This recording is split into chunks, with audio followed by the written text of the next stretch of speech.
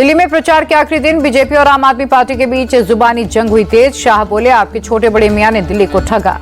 दिल्ली के जंगपुरा में गृह मंत्री अमित शाह की रैली का सिसोदिया पटपड़गंज को धोखा देकर यहां आए। केजरीवाल ने झूठे वादे करके लोगों को बहलाया। शाह बोले, आपकी सरकार ने स्कूल और मंदिरों के पास शराब की दुकानें खोली। दिल्ली में शिक्षा मंत्री शराब घोटाले में जेल गए। शाह बोले, मोदी जो कहते हैं वो करके दिखाते हैं। जम्मू कश्मीर से हमने 370 हटाई, अब लाल चौक पर जन्माष्टमी मनाई जाती है। छतरपुर में केंद्रीय मंत्री राजनाथ सिंह का रोड शो। बीजेपी प्रत्याशी के पक्ष में मांगे वोट। रोड शो में बड़ी संख्या में शामिल हुए लोग। दिल्ली चुनाव में आज प्रचार का आखिरी दिन। केजरीवाल ने फिर आप कार्यकर्ताओं पर हुए हमले का मुद्दा उठाया। बोले, दिल्ली में खुलेआम गुंडागर्दी हो रही, पुलिस इतनी लाचार क्यों? केजरीवाल बोले, पुलिस के सामने आप कार्यकर्ताओं पर हमले हो रहे हैं, उन्हें धमकियां दी जा रही हैं, दिल्ली पुलिस किससे डर रही? केजरीवाल ने कहा, दिल्ली की कानून व्यवस्था पूरी तरह से ध्वस्त। इस चुनाव में महिलाओं पर हमले हुए, जनता पूछ रही है गुंडों का सरदार कौन? केजरीवाल का बीजेपी पर अटैक। बोले, एक तरफ शरीफों की पार्टी तो दूसरी तरफ गुंडों की पार्टी। जनता ने गुंडई को हराने का मन बनाया। डबल इंजन आ गई तो लोगों को कुचल देगा। केजरीवाल ने दिल्ली में आपकी फिर ऐतिहासिक जीत की बात दोहराई। बोले, बीजेपी अपनी सबसे बुरी हार की ओर बढ़ रही है। मोदी ने दिल्ली के छात्रों से मुलाकात की। आप सरकार में छात्रों के भविष्य को नुकसान पहुंचाने का जिक्र किया।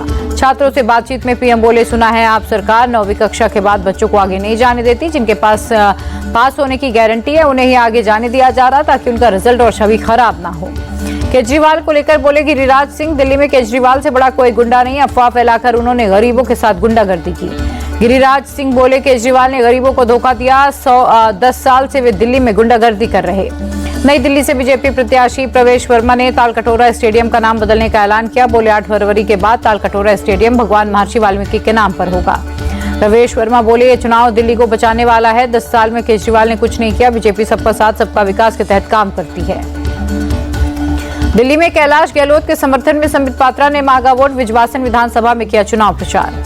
बीजेपी नेता संबित पात्रा ने केजरीवाल पर निशाना साधा। कहा, फार्म हाउस में केजरीवाल ने टैंकर माफियाओं को बिठाया। लोगों को साफ पानी को लेकर हो रही हैं दिक्कतें। बीजेपी ने दिल्ली में घुसपैठियों का मुद्दा उठाया। आम आदमी पार्टी पर किया अटैक। संबित पात्रा बोले, घुसपैठ करने में आपकी बड़ी भूमिका। दिल्ली में बांग्लादेशी और रोहिंग्याओं की बढ़ोतरी हुई।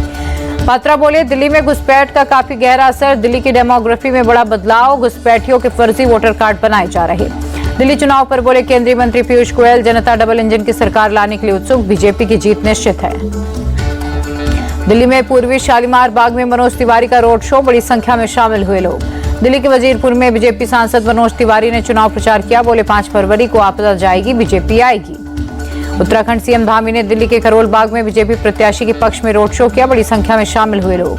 दिल्ली के बदरपुर में बीजेपी प्रत्याशी के पक्ष में रवि किशन ने रोड शो किया। बड़ी संख्या में शामिल हुए लोग।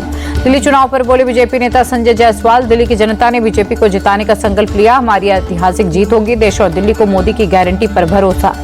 दिल्ली के जंगपुरा में प्रियंका गांधी ने चुनाव प्रचार किया। घर घर जाकर कांग्रेस प्रत्याशी के पक्ष में मांगे वोट। फलों की रेहड़ी पटरी लगाने वालों से मुलाकात की।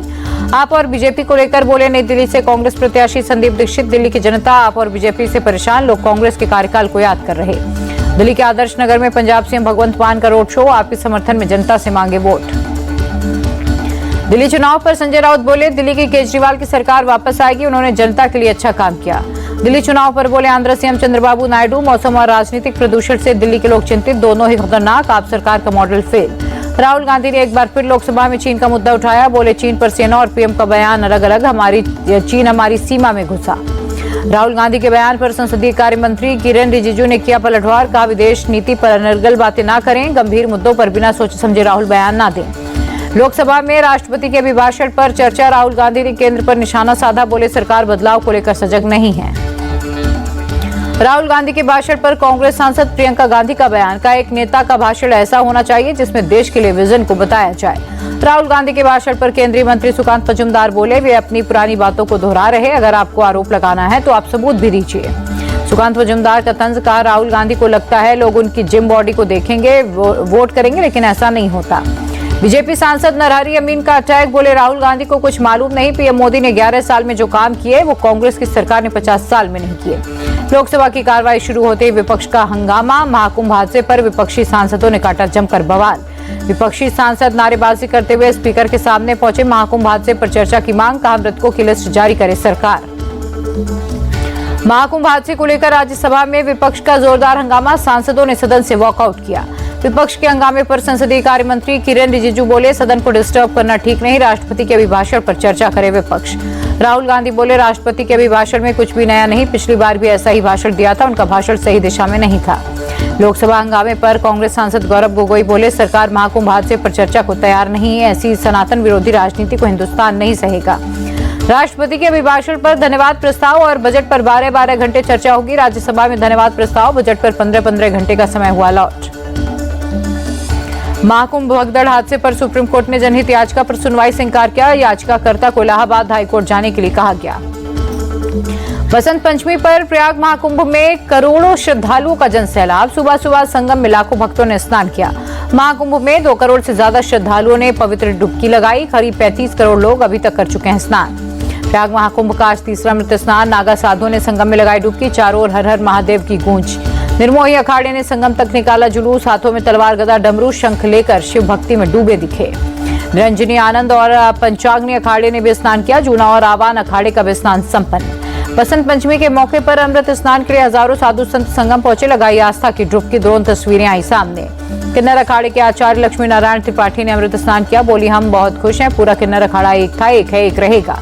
तीसरे अमृत स्नान पर सीएम योगी की पैनी नजर। वॉर रूम से डीजीपी मुख्य सचिव से लगातार ले रहे अपडेट। योगी के सरकारी आवास पर बना है वॉर रूम। सीएम योगी ने साधु संतों के अमृत स्नान का वीडियो किया साझा। एक्स पर लिखा, ये सनातन संस्कृति का वंदन, भारत की एकता आस्था का अभिनंदन है।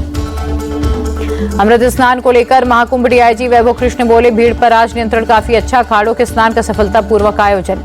भीड़ संभालने के लिए 60,000 से ज्यादा जवान तैनात। 100 से ज्यादा नए आईपीएस मेले में तैनात किए गए। साधुओं का आशीर्वाद लेने के लिए लाखों श्रद्धालु संगम पहुंचे। कई श्रद्धालुओं ने नागा साधुओं के चरण रज माथे पर लगाई। संगम जाने वाले सभी रास्तों में 10 किलोमीटर तक श्रद्धालुओं का रेला। प्रयागराज जंक्शन से लोग पैदल ही संगम पहुंचे। स्टेशन से संगम तक श्रद्धालुओं को करीब 8 से 10 किलोमीटर चलना पड़ रहा है। मेला क्षेत्र के सभी रास्ते वन वे किए गए हैं। 20 से ज्यादा देशों के लोग अमृत स्नान के लिए प्रयाग पहुंचे। त्रिवेणी संगम पर विदेशी भक्तों ने भी हनुमान चालीसा का पाठ किया।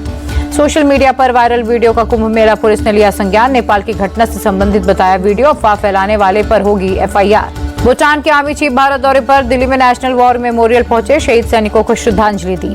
जकार्ता के मुरुगन मंदिर के महाकुंभ अभिषेकम प्रोग्राम में पीएम मोदी वर्चुअली शामिल। कहा, मैं शारीरिक रूप से भले दूर हूं, लेकिन मेरा मन भारत इंडोनेशिया के आपसी रिश्ते जितना करीब। वित्त मंत्री निर्मला सीतारमण बोली, रुपए के गिरते भाव से चिंतित हूं, लेकिन अगर कोई ये कह रहा है रुपया कमजोर हो रहा तो ये सही नहीं। वित्त मंत्री बोली, अमेरिकी डॉलर के अलावा किसी देश की करेंसी से रुपया कमजोर नहीं, क्योंकि हमारे मैक्रो फंडामेंटल्स मजबूत हैं।